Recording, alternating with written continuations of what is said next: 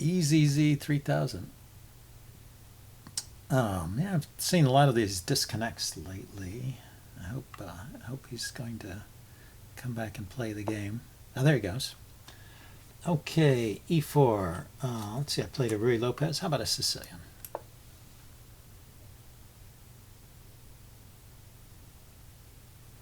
And it shows him disconnecting again.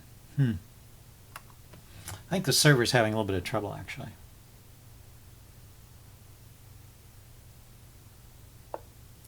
There he goes. Well, it seems to be using up the time. Bishop c4. I usually meet bishop c4 with e6 and just try and get in d5 to kick the bishop back. So that's why this knight to knight to e7 move, and then also plan to fianchetto the bishop, so it'll be on this diagonal looking at that knight on c3, which maybe that's a target. We'll see. So this is the usual setup I play against that bishop c4 move, which is not it's not a mainline Sicilian position, but I see it quite a lot. I guess people play that as a way of getting away from main lines, and it's not so bad. But I think black is okay. Black gets a little more space in the center. F3. What the heck is that about? Did he intend to play F4 and his mouse slipped? I don't know. Let's see. I'm still going to just develop my pieces here, I guess. My knight's tied down defending this pawn for the moment. And so I have to play this kind of thing. I could have played bishop to d6, I guess. Anyway, I didn't want him taking advantage of the pin on my knight. Okay, let's get that bishop out here anyway.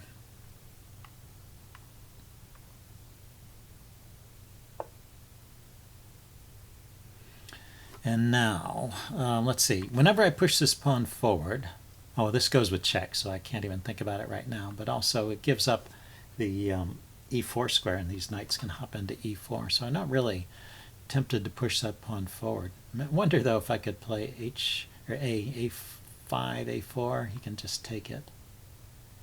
Play b5, b4. b5, the knight takes. So let's set things up a little bit. If he attacks my bishop, I'm going to drop back to f7. Okay, he just moved the knight away voluntarily. Let's still follow up with b5. Maybe I can get in c4.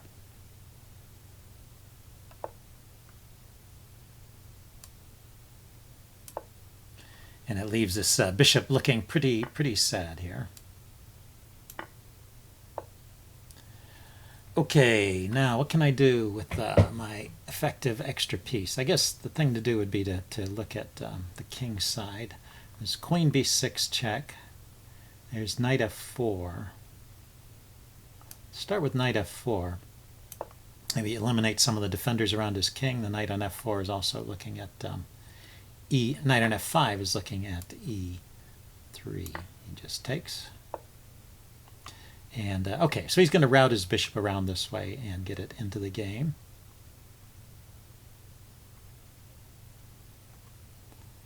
See, I can bring this bishop all the way into d3. That looks kind of interesting. So I'm not threatening to take. It was kind of a quick reaction. Oh, it unpins the knight. Maybe that's his concern. He didn't want that knight to be pinned. Let's bring the knight over. So if he trades off my bishop, I can take back with the knight.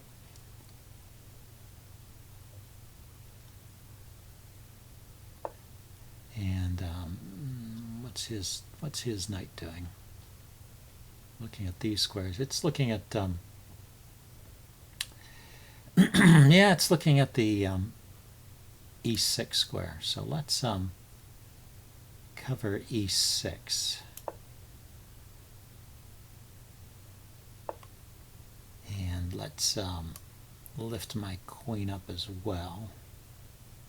there's still this kind of latent pin. He can push on an f4 and dislodge that knight, so I have to be careful not to allow him to get a pin going on the e-file. So lift the queen up so he doesn't have knight to e6, and my rook is defended by the rook.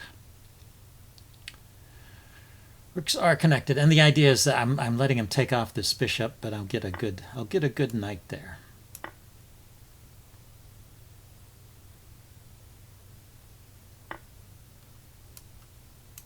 Okay, so he took some pieces off. I have rook here check, but the bishop is guarding it. So maybe bishop to h6. If he takes, rook here check, queen takes, knight takes, rook takes. Actually, it's 2 pieces under rook for the queen is too much. Too much material for the queen. So I need to sneak in here with my queen, speaking of queens.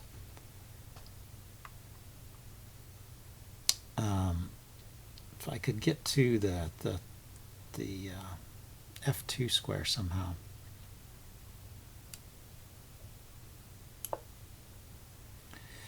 Let's see, his knight can hop in here too. c6, but it's not doing anything. e6 is covered. So I'm not too worried about his knight. I guess, you know, his idea here is to push on with a4. Exchange pawns here and then take on b5. That's probably a plan. And what's my plan? Yeah, I was planning to bring the queen into this square, but I can't do that. Let's try and get the bishop into the game here. Bishop to c5 here, pinning the knight against his king. And threatening just to take the knight off. The knight helps me control the e8 square, so he can never, or e1 square, so he can't bring the rook over here and challenge me.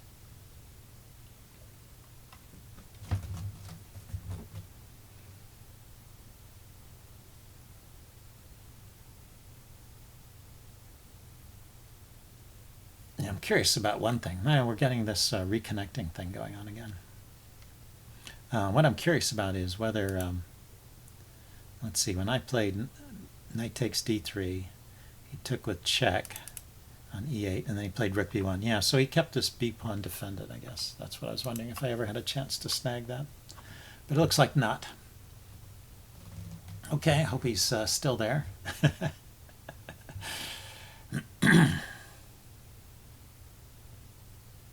This reconnecting thing is not a good sign.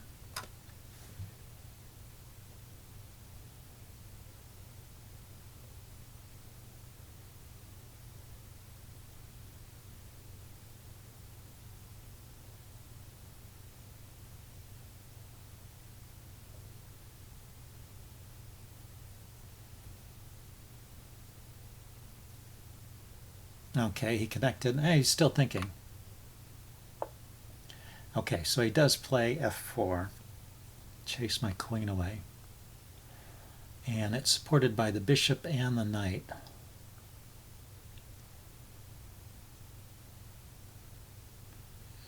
Not anything great. I have queen over here.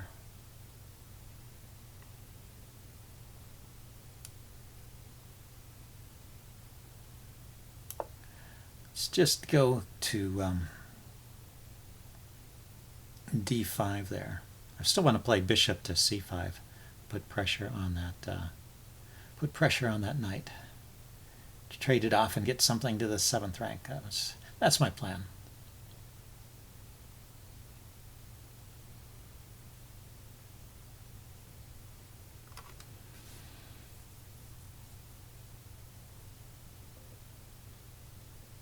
And yeah, I'm wondering what I can do with my knight, but it's controlling a lot of good squares where it is. I should probably just leave it there and figure out how to make the best use of it where it is. If I could coordinate on the f2 square, that would be like ideal. Okay, so he's offering a trade, and yeah, I don't especially want that. He would take back with the knight. Let's calculate though. Bishop, queen takes. I assume pawn takes is bad because it leaves him with weak pawns. So knight takes. Then I can bring my rook into the 2nd rank, but his knight is defending the bishop. And yeah, I don't see anything there. So let's... that's annoying. Let's drop back all the way here then. I didn't want to block my bishop. I still want to get on bishop to c5. If I just drop back to d6 there, and then it blocks the bishop. Pretty annoying.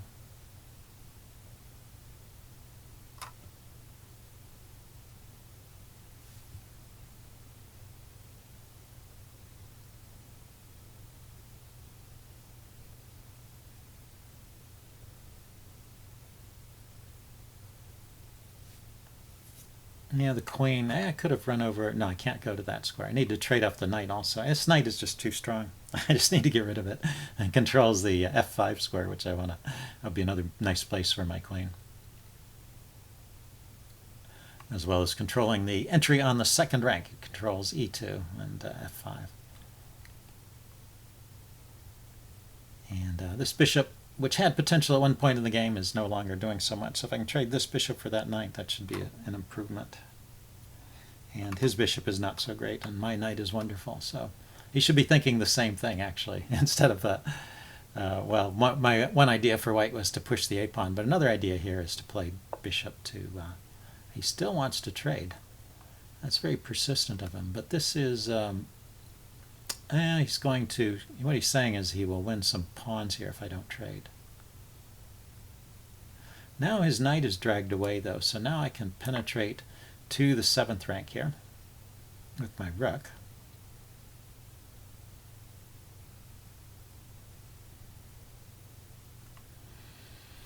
So I assume he's going to snap that queen off right away. He has to take back with the knight. I'm going to play rook to e2.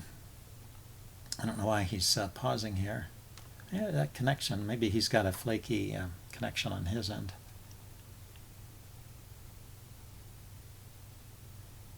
Because the next move is obvious, right? There's no intermediate checks.